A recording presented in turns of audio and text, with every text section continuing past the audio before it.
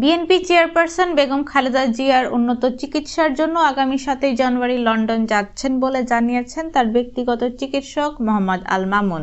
বুধবার 25 ডিসেম্বর এ তথ্য নিশ্চিত করেন তিনি আরও বলেন, কাতার এয়ারওয়েজের একটি এয়ার অ্যাম্বুলেন্সে বেগম খালেদা জিয়াকে লন্ডনে নেওয়া হবে।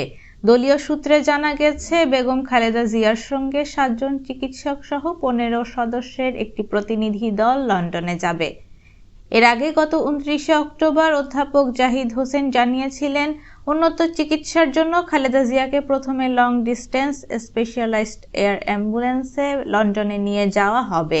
এরপর সেখান থেকে তাকে তৃতীয় একটি দেশে মাল্টিডিসিপ্লিনারি মেডিকেল সেন্টারে নেওয়া হবে।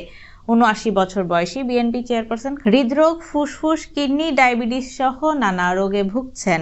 অনেক আগে থেকেই উন্নত চিকিৎসার জন্য তাকে লন্ডনে নেওয়ার পরামর্শ দিয়েছে মেডিকেল বোর্ড।